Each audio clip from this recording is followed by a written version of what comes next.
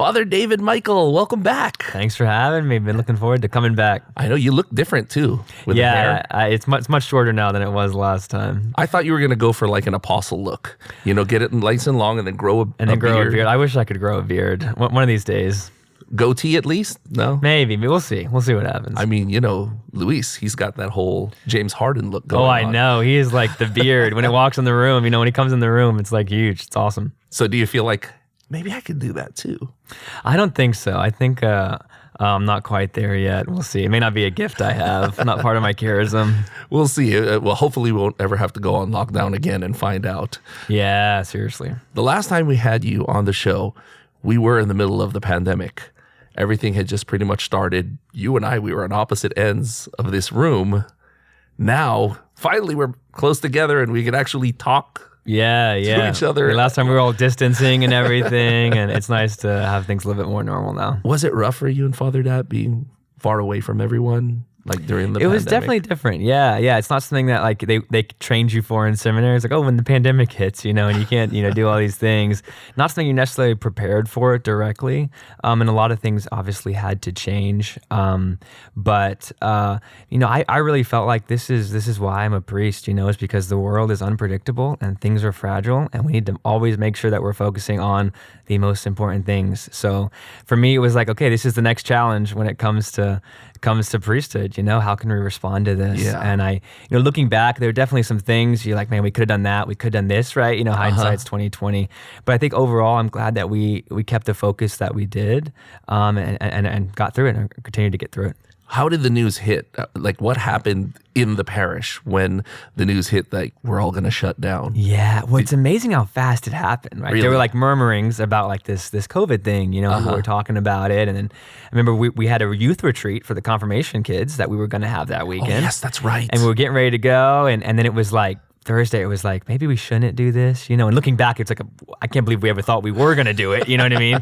But at the time, it was like, maybe we will, and then we decided not to, and then we had mass, but didn't expect a lot of people to come. The obligation was removed that weekend. I think we all thought it was going to be like a couple weekends or something, and it's kind of, looking back now, it's like crazy. We did not know how much things were about to change, We went to 50% for mass, and I think it was 25%, and then eventually, couldn't have mass publicly for a while. We were live streaming everything, scrambling to do that.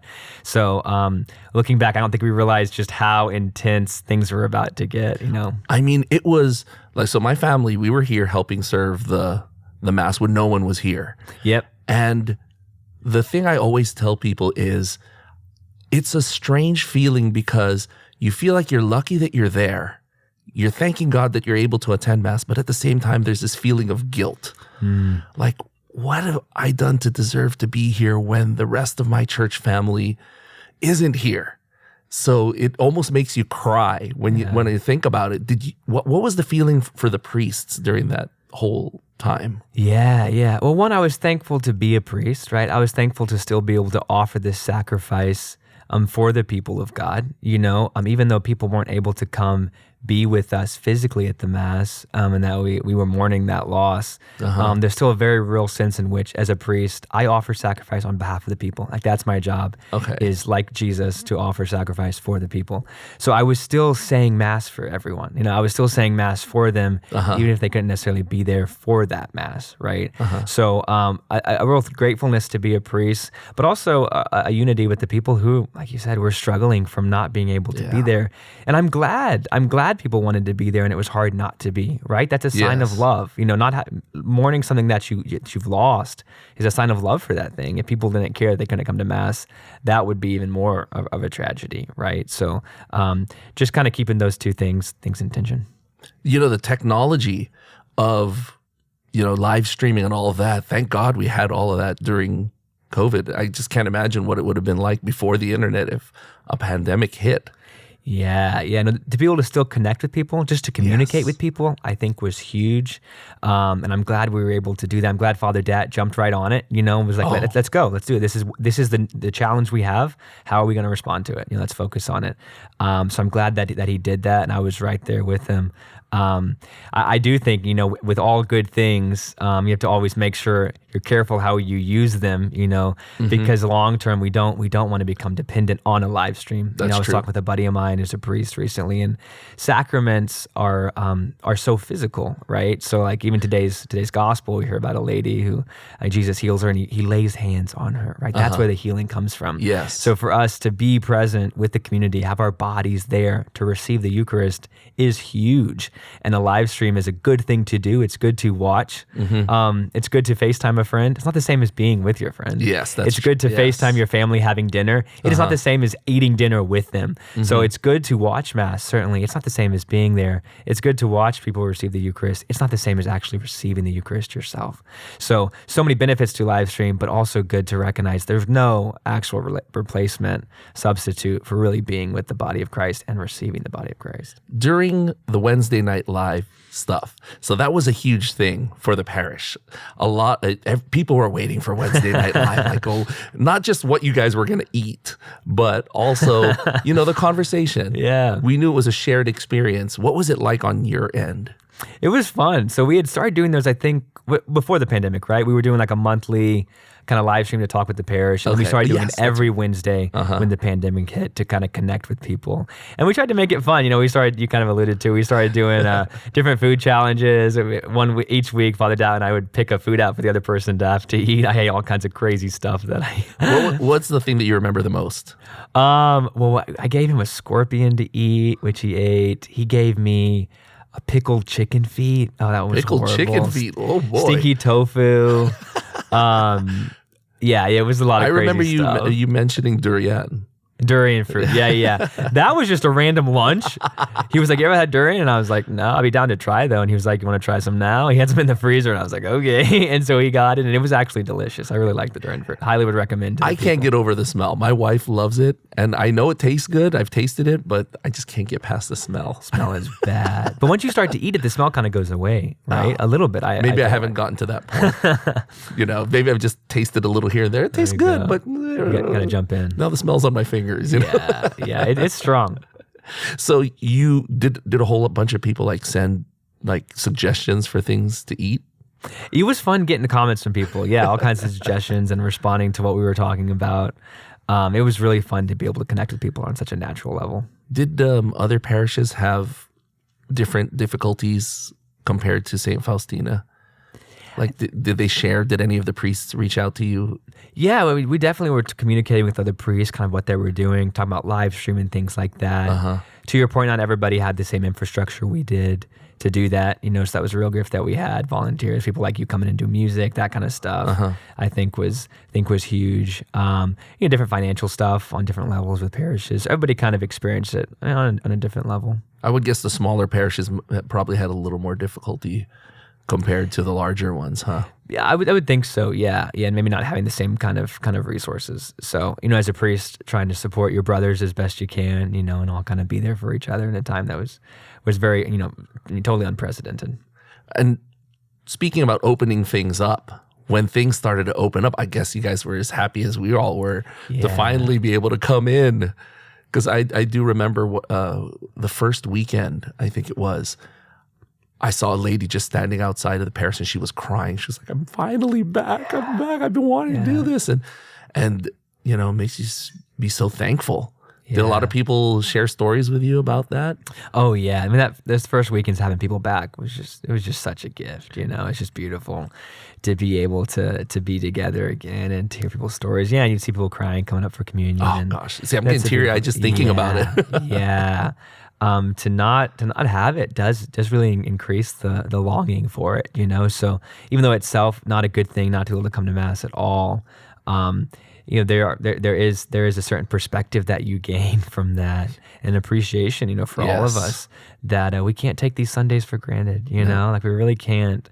And so, we experience it now in terms of a virus, but who knows in the future how our freedoms might, even religious freedom, that kind of thing. Not ever in the world does everybody have that, So that's something we should really be grateful for every Sunday, that there's so many things that might threaten our practice of the faith.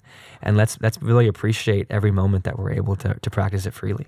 Is there any talk about what might happen if a really terrible variant of the COVID comes back up? Is there like a plan or something? Or I think now that they've gone down that route, the diocese has a lot more information on how to respond to that. But I don't necessarily hear a lot of talk about an expectation of that happening necessarily. And as a priest, let's not jinx it, right? Yeah, I know. that's what I'm talking about. But as a priest, I do what my bishop. I promised obedience to my bishop. So whatever he says to do is how I respond. Now, one of the things that we lost during the whole pandemic was the concert for life. The one that you do every year. We weren't able to do that one in 2020. So finally, we're able to come back with another concert.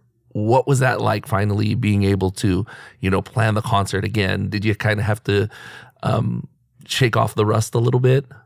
Yeah, no, it was awesome to be able to come back. And obviously, we did miss it last year. The one benefit of taking a year off is it does give me more time to work on other music and that kind of thing. And so I think the show is probably better if you take a year off, because it kind of packs it into new songs and exactly, and different ideas. Yeah, for sure. So I think it was nice to maybe have a little bit more time for the build up, but it was awesome to be planning it again and to be practicing with the guys, writing new music. It's good for me to have. I work well with deadlines, right? So the fact that the concert's on this day, it's like I need to write music, I need to get things together to make it happen. So, and then of course to be able to support Houston Pregnancy Help Centers. I mean, that's really what it's all about. So I was really thankful to be able to do that again.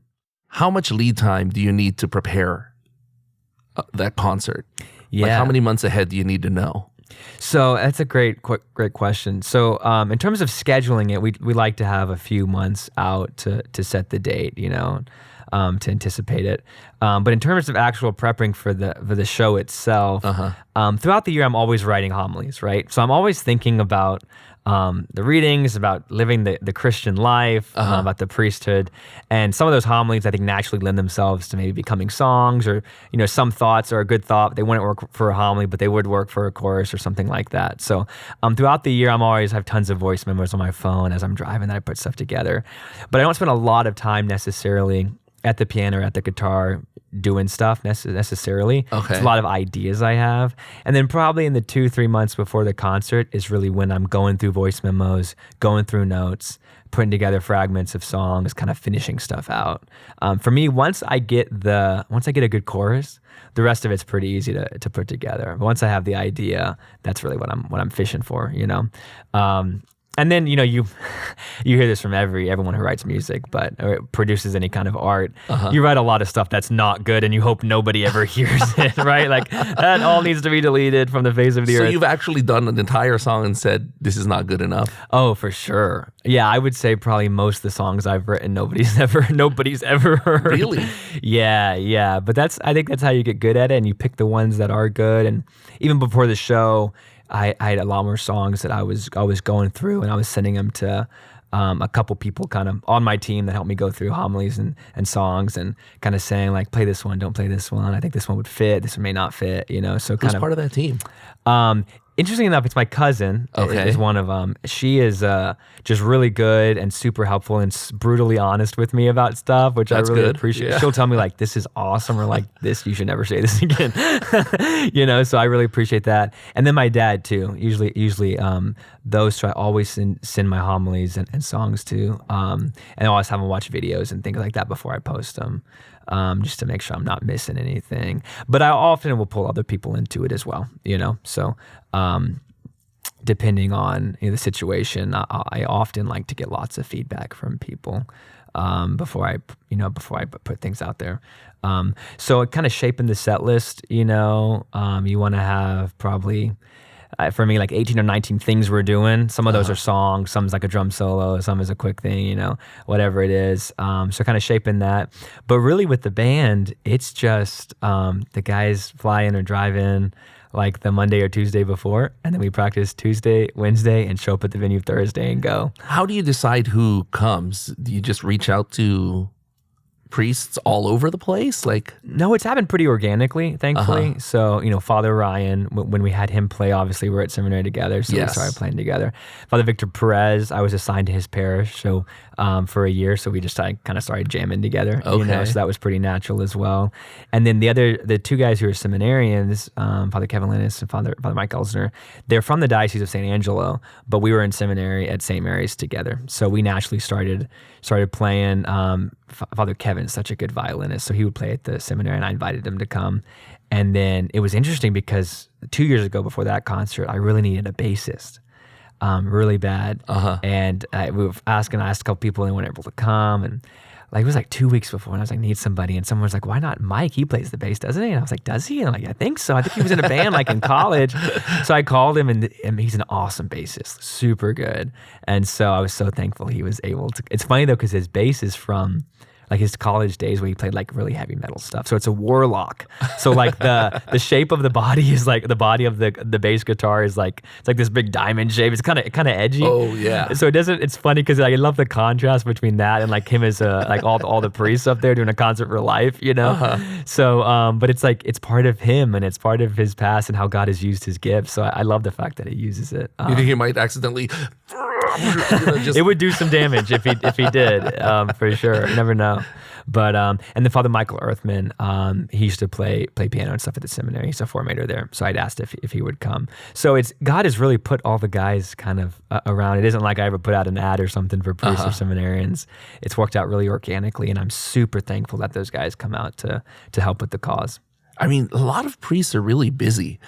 It must have been really tough getting everybody's schedules to kind of match together so that you could all come together that one night and even just practice. Yeah. No, I think the most impressive part of the Concert for Life is not how many instruments we play. It's not the songs. It's not the punchlines. It's the fact that you can get that many priests together in one room to do something, because they all have a lot going on, doing, important things that they need to be at.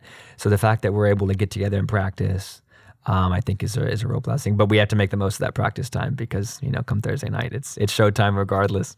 Now you said you practiced a couple of days in advance, and then the night itself. What kind of preparation do you do, mentally backstage? I would assume that you pray with the other priests first. What else do you do? Yeah, we backstage. definitely pray together at the practices. We're always praying together to make sure we're aligning our hearts with what the Lord wants. So yeah, for me, the band is on there. Some of the songs, sometimes they're not, but I'm pretty much on there the whole time. So I have to make sure everything is set on my end. So I'm really running through. The thing that is most stressful for me, honestly, is just memorizing lyrics. So people sometimes are like, "Oh, well, you wrote the song. Shouldn't it be easy to remember your own lyrics?" But actually, that's the problem for me. Is that if you listen to a song on the radio, you just get one version of it, and that's it. Yes. If you're writing a song, you have 20 versions of what you could have written and what you did and what you moved, and so it's all scrambled in your mind. It's what was my final version of this song? Which lyrics? I might accidentally sing a lyric that I cut out of the final version. Cut of the song. out or flip the verse. I decided to do this line first over that one or whatever. So it's kind of when you're kind of crafting everything. You like the final product, but now you have to make sure that's the one that you remember. That makes a lot of sense because I've seen concerts and concert footage where they have teleprompters, and I wonder why do they have teleprompters? And I figured maybe it's just because you're just so into the moment that you forget sometimes where you are in the song. Maybe you're in the middle of a solo or guitar solo or something, but I never thought about that. The different versions of the song in your head. That's at least for me. And then again, the fact that as a band we're not on tour or something means that this is the one big performance we focus on. So it isn't we've all sung the songs or played them 20 times, in the last few days. You have to kind of come back to, and they're still pretty fresh, So that's the biggest thing for me is I'm using the back halls, especially the raps. They're quick, and you got to hit the punchlines. You got to get it right. So I'm usually in the back in the hour or two before, just running through all the lyrics, looking at the set list, making sure I know what comes next. So yeah, that's kind of where my headspace usually is. Do you have any of those types of diva demands backstage? I need 2 dozen brown M&Ms, or I'm not going on. I hope I'm not a diva. But I do thankfully there's people who help out with stuff, who are helping us, tune the instruments right before the show or put waters out and stuff. So I'm really grateful for the people who are there to kind of help things go smoothly. So there's no Father David Michael, the artist, in artist mode. Like you switch your personality. Not. No. I get in the zone. I get focused. But hopefully I'm not a diva. When I MC events, my wife says my personality changes. Oh, is that right? She says I'm a diva. I believe it. I'm to come to one of your events. I get really serious. That's why I'm like, I want it to go perfect. I want it to, I want to be performing well. So you don't do you struggle with that? Like maybe ego and humility as a priest when you're on stage? Well, you want to make sure, it is interesting because like you're performing, right? Yes. Our concerts, openly, we're not playing praise and worship music, right? That we're trying to entertain people for an hour and a half. I love praise and worship music. It's awesome. I'm not very good at it, frankly. If I could do it, I might do that instead. We're really focused on entertainment, right? So you're getting up there trying to help people enjoy the show, which means you're trying to play instruments and you're trying to have fun with it and you're trying to do a good job. So you have to make sure that you're keeping yourself in check, and that you're stay focused on what the goal here is, which is definitely for us pretty clearly giving glory to God and raising money for Houston Pregnancy Help Centers, to save those babies' lives. It's not about self-aggrandizement or, trying to make yourself feel good or take an ego trip. So you have to make sure with everything, just as a priest in general, you're up there a lot in front of people. So you have to make sure you're keeping your ego in check. And that's why whenever, someone is honest with you with good feedback, it's really helpful, and to have the humility to be like, thank you for that. I appreciate it. You keep going. So, you definitely have to watch that. And you mentioned like there is definitely some level of intensity before the show because we had 1,000 people come out and we want to use their time well for the next hour and a half. We don't want to get up there and be messing up on everything, So we do practice hard. We stay focused. We get in the zone and we try to make it a good show. So there is a level of focus for sure, but hopefully it doesn't border into an ego trip. Well, because a lot of frontmen for bands, they have huge egos, and I guess it kind of helps because, you've got that confidence on stage and it must be difficult, trying to balance that out, huh? I would think. You have to keep yourself in check for sure. Somebody does that so well. Father Dad really is our pastor here. He is so good in front of people. He is so good at engaging an audience.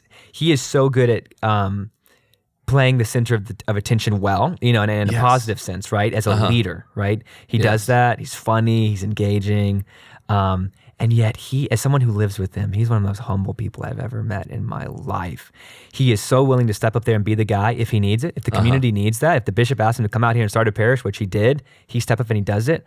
But he is at every turn happy to give the attention to anyone else and to invite them. And just the way he's treated me, just inviting me into this parish, wanting me to take big masses, wanting me to preach, wanting me to be in front of people, wanting me to think that I'm doing a good job. Like he's so encouraging of me. So I think he's such a good example of kind of what you mentioned, like to be up there, to be in the front, to be able to do that well, but to do it with such humility and like even a self-forgetfulness, right? Where he's not thinking about himself and how he's being perceived. He's really looking at others and see how he can serve. He's willing to do different things up on the altar, like lie down, pull up props and stuff like that. And just to get his point across. That's a wonderful thing about Father Dad. Now, still on the concert, something was missing this year with the concert. It was a huge part of the concert. Last year 2 years ago when the previous concert was a huge thing when Father Ryan came and he played the drums. Standing ovations. The screaming was off the charts. Just seeing him, but he couldn't play the entire time, huh? He was still his health was still, on the downturn, but he bounced back. What was it like this year not having him, knowing that during preparation he wasn't there? Yeah. No, it was tough. My perspective on his life, for me is just like, I'm just so grateful to have been his friend and to have had him as a companion on this journey, through seminary, and to have him be part of that group of guys that, I was going through this with. I'm just super grateful. And even like the Concert for Life, I mentioned a story there how he had said he was about to sell his drum set. He'd been playing growing up, but a drum set's a lot, it's a lot to move around. And he was going to be going to parishes and things like that as a seminarian, as a priest. And so he was going to sell it. And that week I said like, hey dude, how do you feel about playing for this Concert for Life? And I brought that up and he was like, okay, I guess I'm keeping my drum set, And it's, for him, that's a real, it was a moment of like, okay, this is interesting how God works, that we often want to get rid of the things that we are to go serve God. And God often is like, I'm glad you're willing to give that up for me, but I kind of want to use what you are for the kingdom, And so we started playing shows together, and he became a real integral part of the concert. And 2 years ago, we weren't sure if he'd be able to play because he was going through the chemo and everything. Yeah. He lost all of his hair and all that stuff. But he was able to, and he came out, and you're right, people just loved it. As soon as he came out, when I introduced him, Father Ryan Stawaisz, people went crazy, It was nuts. I mean, it was loud. Everybody was on their feet. Yeah. And so how far ahead did you know that he's probably not going to be able to do it, this last time? With him, he always bounced back, he'd had cancer several times before, and he always bounced back. And after the concert, 2 years ago, he got a lot better, played for the pre-seminarians basketball game, tore it up out there, it was awesome. So, I mean, kind of credible he could even do that physically, So even this year, it was like, you had a lot of hope, right? Of course. And I went to visit him beginning of the summer, and I was able to come to his house. We said Mass together, which was really beautiful, and we were able to talk. And I remember then kind of wondering like how much time do we have? How much time do we have left? And I think he was hoping for at least months at that point. But it ended up just being about 2 weeks, after that. And so at that point, to be honest, the concert wasn't even on my mind, with him. And so it wasn't until probably a couple weeks after the funeral that I was like, wow, he's not even going to be here for the concert. He's not going to be here for the game. There were so many moments just personally when I was like, man, I got to call Father Ryan about this. And then to realize like, I can't do that, and I'd heard people having that moment with friends who had passed away, and it was weird to experience it myself. And I was like, you lose a friend and then you're reminded of that in all these things, like the concert, like there were all these little voids in your life that, he was there for. Thankfully, Father Victor Perez, plays drums, so he already was helping a little bit with stuff. So he, just took on all the songs Father Ryan would have played. So thankfully for the show, we were still able to work it out. But right before the show started, I had this idea of killing all the lights, putting a spotlight on the drum set, and just saying, "Hey, Father Ryan, this one's for you," and everybody knew what that meant. Right? Everybody knew. An empty drum set there. And then, there was a song that we played before in the past that it was interesting. I've written this song about how for us as priests and seminarians at the concert, we enjoy playing music, right? But this isn't what we're about, right? We do this a few days a year. Yeah. The rest of the time we're here at confession, saying Mass, trying to save souls. That's the focus. So that's kind of what the song was about. And I was talking to a friend of mine, Deacon Christopher. He'll be a priest in a few months. He's actually baptizing Father Ryan's nephew, which is pretty cool, who they actually named Ryan, which is really beautiful. Yeah. Wow. So like his legacy, lives on in that way. But Deacon Christopher he said, hey, maybe you should change a verse of that song to be about Father Ryan. Like that would fit really well. And it's funny because I never liked the third verse of that song. Like it was kind of a throwaway verse. Like I love the song, but the third verse is like, I need a third verse. This works, And I was like, oh, that'd be perfect. So I spent some time kind of praying with it, thinking of it, and came up with a verse that I think brought that song home and hopefully, paid respect to Father Ryan. I shared some stories about him. So kind of closing out the show with a real tribute to him. And just about everybody there knows him and remembers him. And so I was thankful we were able to, pay respect to his life in that way. And his mom came, his brother came. So it was really cool to have them there for it. So his funeral, I'd never seen so many priests. Yeah. It was like an ordination. Like that whole line of priests that came up, that was amazing.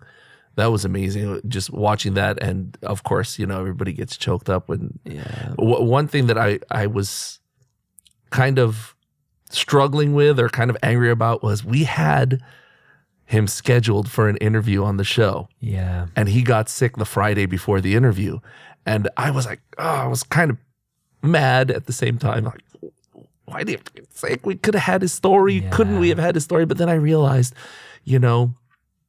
after the concert, the funeral, and all that, his life was the story already. Mm-hmm. There was nothing left to be said. Yeah. He had already given that example. And that one, when that hit me, I said, wow, okay. I'm not angry anymore that he wasn't on the show. The way he lived his life all the way to the very end. Like, you and I have had conversations about how gracious he's been, how graceful he's been through the whole process. I don't think I could have been the way he was. I probably would have faced it in a different way. And, when my time comes, I hope I can just remember him, the way he accepted it. Yeah. I love that perspective. Yeah, you're right. Like, because part of me too is like, gosh, I wish we'd had him. Like, so many people would have watched this and been so blessed by it, like hearing more of his story. Because we have some video clips of him and some homilies that have been pieced together. And like, all of that for us is so valuable now. Like, we're all hanging on to it. So to have like a long form conversation with him would be awesome. But I love your perspective. You're right. Like, his life is the final word, from him. It's like, that's what he stood for. He gave his life to this, and he handled it really with such grace. I was just talking to somebody yesterday that you don't know how a person's life works out until it ends, right? Like, people we've known, and then they make bad decisions later, and they kind of change their priorities, and they kind of go off the rails, you know? And there's redemption, but they're choosing bad paths at that point. But when a person dies, then you can look at like the body of their work, so to speak. Yes. And you can kind of assess like what their priorities were, And with him, it's like, case closed. Like, he meant it, and he was taking this stuff seriously, and he was faithful to the end, and that is kind of the final word you need on him. Yeah, he just dropped the mic, and yeah, that was exactly. Yeah. So the low point of Father Ryan's funeral, there was a high point too, which was the ordination of 4 of our priests here in the Houston Galveston Archdiocese. It was a huge event. Yeah. Lots of people showed up for that one. And you're close with a couple of these guys. Yeah. So, I mean, we had Father Houston here. We had Father Joseph, and then I'm sure you took some classes with the other guys as well, or at least have been in the seminary at the same time. No. So Father Chad and I started seminary the same semester. Oh, I didn't know that. Did 2 years in Dallas together. I was a couple years ahead, so I ended up moving here. But we've stayed really good friends. He was just texting me this morning about something, and then Father Houston, Father Joseph were here, right? So I've known them for a while, but to have them here in ministry together as deacons was awesome. And then Father Wayne, I was in seminary with as well. So it is kind of crazy as a priest now to be looking back at all these guys joining the ranks. It's that ordination was so there was just so much hope, right? Yes. Like, in the midst of kind of the pandemic, and even people are always concerned about this and the world, and we should be, right? But looking at the ordination, I saw my classmates who were priests, all the other priests in the diocese. I saw the guys getting ordained. I saw the guys serving Mass, right? The guys who are going to be ordained next year, the deacons. And then I saw the new seminarians coming in. One of them I actually sponsored for confirmation. Oh. So I was a deacon at his parish a few years ago, and he asked if I'd be his confirmation sponsor. And then he entered the seminary this year. His name is John Paul. And another guy was in our young adult group right here at the parish, and he entered seminary as well. So I'm seeing all of this, and I just thought, gosh, I have a lot of weaknesses, a lot of vices, but a cynicism about the future of the church is just not one of them. Like, you cannot convince me right now to be cynical about where we're headed, because we have so many solid guys who are giving their life to this, and the Lord knows what he's doing. He's providing, he's providing for his church. He's providing for his flock. And then he's bringing workers for the harvest, So there's just so much hope, and I'm pumped. I'm pumped for what the future holds. We talked to all 4 of the priests who were ordained at that Mass. We heard their different perspectives. What about from the perspective of a priest while it's going on, seeing your friends? What was that like on your end? Yeah, awesome. I mean, it's so cool because you know what it's like, right? You've gone through, and that day is just a dream. You know, it's like, this is it. I'm becoming a priest. You know, it's everything that we've focused on and looked toward. You know, so to know that they're going through that, and to be able to, you know what's in their mind, but you're seeing what's happening. It's just a real gift. And then for me personally, after the bishop ordains them in, he lays hands on them. All the priests come through and lay hands on them. So for me to be a part of that, to like lay hands on my friends who are now priests.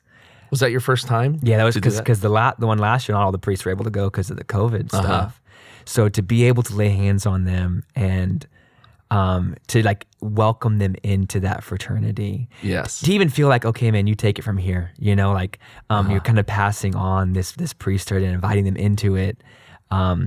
Yeah, it's unreal. Did you give them any advice for the day itself, or? I don't think for the day itself. I talked to a lot of them, just had conversations about priesthood a lot before that. But I think all of them were in such a good position to receive, the grace of ordination and to go live it well. There were a couple of things that happened. I don't know if you noticed it, but Deacon Houston told us about his leg cramping up. Did you notice that? I heard about that. That's funny. During like the litany or something like that? Yeah, he was kneeling and something happened to his leg and he had to go into kind of a Tebowing position. That's so great. You didn't see that? I didn't notice when it happened, but I heard the story afterwards. We heard different perspectives. His perspective, and then I think it was, who was beside? I think it was Father Chad who was beside him, kind of saw it in the corner of his eye, like, I hope he's okay. You okay? His leg cramping up. Did you also see how Father Joseph, apparently during the procession, he was so busy chatting in the back with somebody that they had to hold up the line? Oh, that's funny. He was talking I believe that. I believe that. I hadn't heard about it, but I believe it's true. I didn't notice it while I was watching it on the live stream from home. I didn't notice it, but I was like, I asked him, so did the three of them go up and you had to run up? He was like, no, the three of them waited. Okay. And then they all I'll went meet you guys up there. I'll meet you guys after. It's like paging Father Joseph. Yeah. Well, it's funny because that reminds me, like a couple weeks after I got ordained, I had this dream that I was at my ordination, I'm about to get ordained, and I looked down and I realized I don't have any shoes on. And I was like, gosh, I need some shoes. And I told them, like, hey guys, you go on, I'll meet you up there, right? So I go into like one of the rooms in the church, and then there's all these shoes, but none of them have laces, and I'm going through, I'm trying to get them. And as I'm looking for my shoes, like I see the ordination happening. All the guys are getting ordained without me.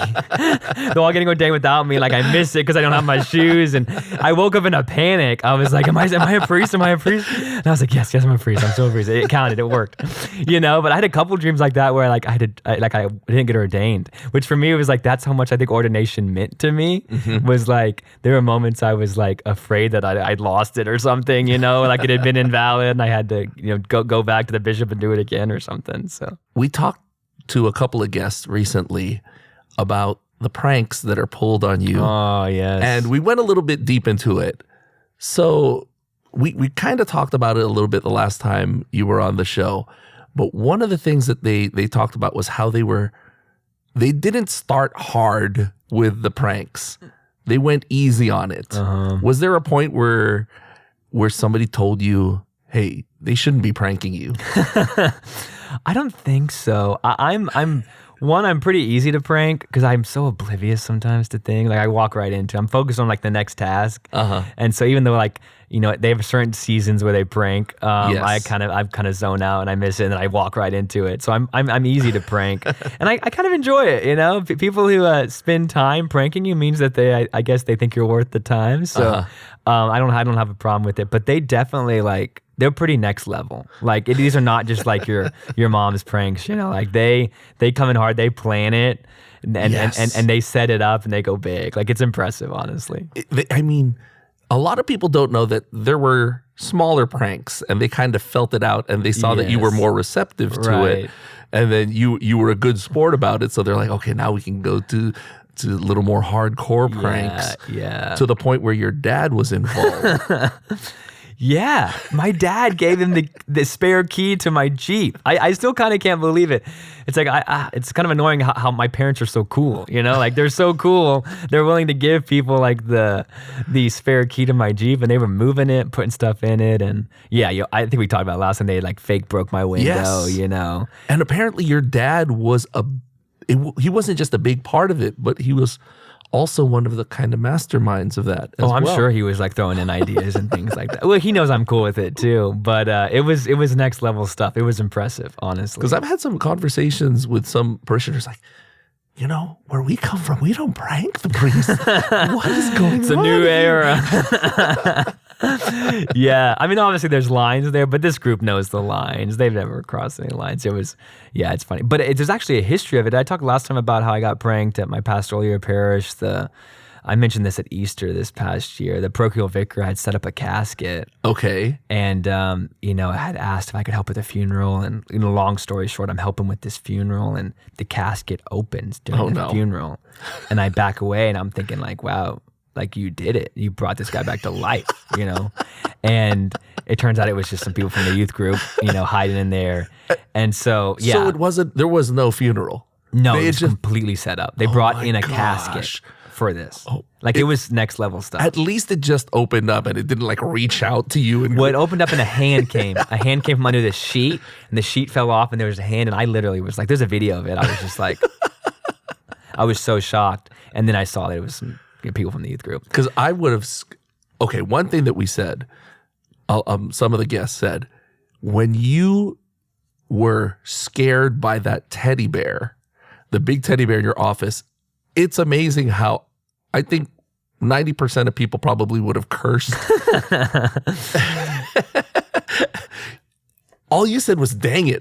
Yeah, that's kind of my go-to. It's amazing. I was thankful in that moment that I do not have a habit of saying bad words. I've been careful. And I think it's true. Like when it comes to language, what you say in private, I mean, Jesus says like what you say in the darkness will come to the light. And I think that's true of like the end times, like in heaven and hell, but it's also true here. If you like get in the habit and let yourself say bad words in private, it's going to come out at some point, That's true. So I'm glad as a priest, especially, that I've never said bad words. I'm careful about it. I do let myself say dang it. I don't think that's bad, but did you see the GIF I made? I did. That was funny. It doesn't capture the whole thing, though. That was well done. It doesn't capture the actual. But it does kind of. It gets the essence of it. Yeah. I do have to confess that I have watched that over and over and over. It's fun to watch. It was a great reaction. Like I'm glad it paid off for them because it freaked me out. Yeah. So this year, are you kind of getting yourself prepared for the next set of pranks that are coming up?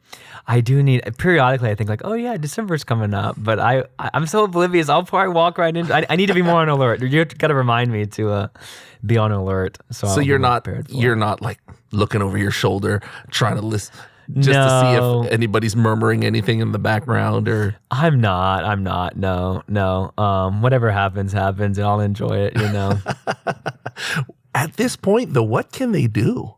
That's what I'm wondering. Like they were so intense last year. What's next? Top that off, pretending that your car was broken into with the glass and everything.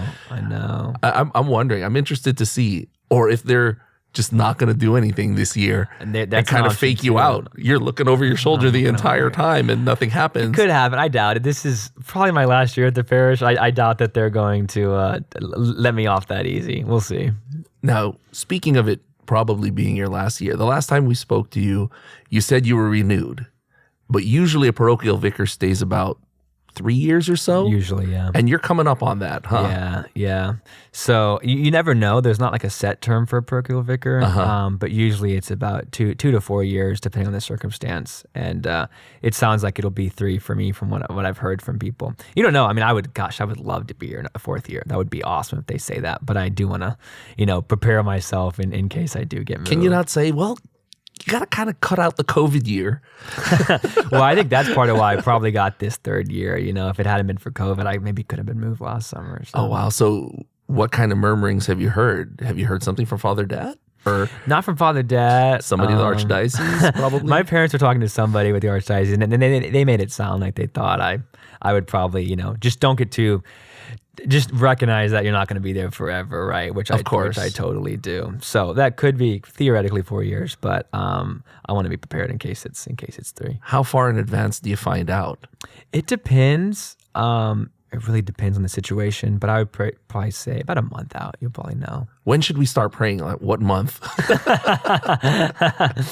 Well, whatever God wants, you know. Is it going to be around the time of next year's ordination? Is that it? Or yeah, so usually June and July is when they are moving priests. Yeah. Do you have any idea where they might send you to a larger parish? So that's one thing you kind of know. Theoretically, you can go anywhere, but only so many parishes need, or can they really afford to have a second priest there? In terms of with just the need for priests, you're probably not going to put 2 of them at a smaller parish. So it'd probably be a bigger parish, you know. And everybody knows most of those places, like St. Faustina, St. Bartholomew, Epiphany, Anthony of Padua, St. Michael's, St. Martha's, St. Ignatius in Spring, Christ the Good Shepherd, Christ the Redeemer. You know, it's probably 10, 15 parishes that you could theoretically go to. Do you have a wish list? Not really, no. Like maybe I can go on the east side of town this time, or no, not really. Something with a school? I mean, there's definitely, that would be a lot of fun. A school definitely adds another element to your ministry, you know, so that would be great. But as long as there are people there and I can celebrate the sacraments, you know, I'm happy. Who do you think they might send here? It'd be really cool if you guys got one of the new guys. That would be awesome. Really? So I think there's a chance. So Father, then it'll be Father Christopher Meyer will get ordained. It'd be awesome if you guys got him. He's one of my best friends. He's a good dude. Father Joseph would be coming back from Rome. Yes, that's what I was thinking. Yeah. So he could come here. Father Joseph. Because his time here was only just a few months. Yeah, it wasn't a lot. At the beginning of the pandemic too. So exactly. He didn't really get to like bond a lot with the people. Right. So to have him come back would be awesome. They could switch from another parish. So someone in my class, you know, if I'm moving, I could go to one of the places they're at, they could come here. Just do a little swap. So yeah. So it's hard to know, but whoever it is, I know they're going to be very, very blessed to be here, like I was. I mean, like we joked last time about you swapping with Father Ryan before. Yeah. It could have happened. So maybe Father Joseph, we'll see. Yeah. Right? I don't know. That would be awesome. Looking at your time here at St. Faustina, now knowing that the clock is ticking, what would you remember the most about your time here? You're always going to remember the people, right? I mean, that is why you become a priest, is because you want to bring people to Jesus, you know. And I'm so thankful here that from 7 in the morning to 10 at night, that's my focus, is I'm bringing people to Jesus, you know. And I'm so thankful I live a life where I can focus on that. But personally, I'm so thankful that these are people I connect with so much, right? You know, these are people who I'm so thankful love me, you know, despite all the pranks. I think they do love me, and that they're so easy for me to love, you know. Super thankful to be able to minister to them, and just the stories you hear, the people, getting to know people, you know, talking with the acolytes before Mass, or going to lunch with Deacon Ray, or, you know, having lunch with Luis and Father Dad, hanging out with the staff, you know, just the way in which God has worked in their lives, and that your path, the way He's worked in your life, somehow intersects with their path and the way He's working in their life, and now He's now working in your life through them, you know, in a really beautiful way, and He's working in their lives through you. And that's community. Like that's what a church should be, and that's what it's about. God wants our journey to heaven to be one that we do with others, you know. So that's what I'll remember for sure. What's the biggest surprise over your time here? Something that you weren't expecting. Biggest surprise. So I didn't have a lot of like expectations coming in. Okay. Right. I came in kind of just very open, like let's see what happens. So I'm not sure if there's one specific. Actually, here's a surprise. I'm surprised. I knew that I knew I'd love Father Dad. I knew I'd love the staff. I knew I'd love the parishioners. I knew we had lots of young families here, so lots of young people, kids in faith formation that I've gotten to know and gotten to know families, things like that. For a suburban parish, I'm surprised we have so many active young adults. Right? Usually, a lot of times, young adults are going to school in town, or they're they're working downtown or like midtown down. That's more of like a yuppie, so to speak, kind of area and vibe. But we have an awesome young adult group here. Young adults who are working out here, or they go to school in town, but they commute.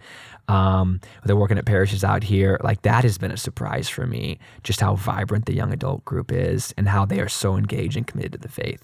Katie Young Adults, a lot of people in other parts of Houston, I mean, the word has spread about KYA, and that is a legacy that Father Ryan and you have kind of put forward here in St. Faustina, or in the surrounding area. Yeah. No, it's amazing how much it's grown. Yeah, Father Ryan had kind of started the group, getting to go together, and I kind of took up the torch and tried to keep it going, and it really has grown into something really, really beautiful for a group in today's world that really needs support, right? Young adults now, it's tough in the world, so to have that community is huge, and it's just fun.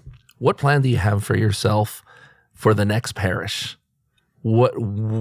Going into the next parish that you go to, what do you have in your mind? Okay, I'm gonna do this. I'm gonna work on that. Have you thought about that? Yeah. No, that's a great question. I think wherever you're at, the mission remains the same. Like, we're trying to save souls, trying to bring people to Jesus. So what shape that takes at different parishes, is going to vary, obviously. But definitely want to be focusing on the Mass, focused on preaching good homilies, focused on hearing confessions.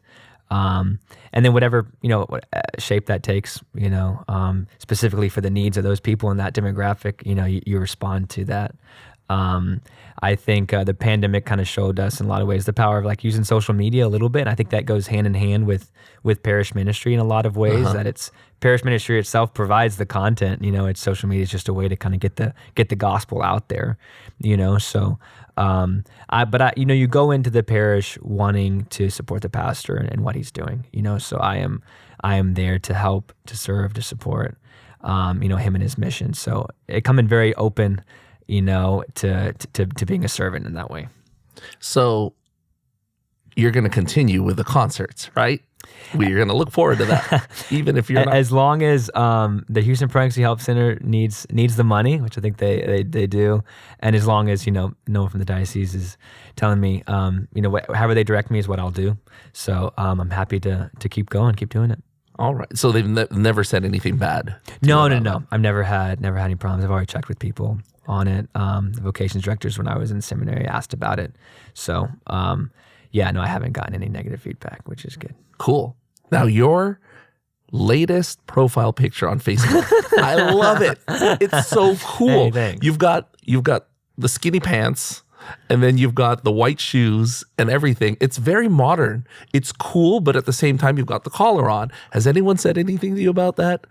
I've only got positive feedback from it. Yeah, I got some fake Yeezys that I've worn sometimes, the white shoes, and I forgot when that picture was taken, but something kind of different.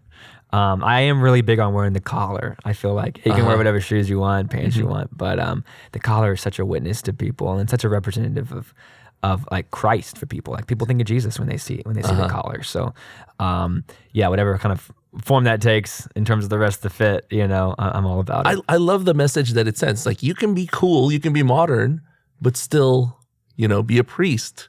Have that call, be that in that way traditional. Yeah, you're supposed to be engaged in the world, and you're supposed to bring people to the world, but you're not of the world, and the collar shows that. That's awesome. Well, we thank you so much for everything you've done, for the Houston Pregnancy Help Center, for the Archdiocese and St. Faustina.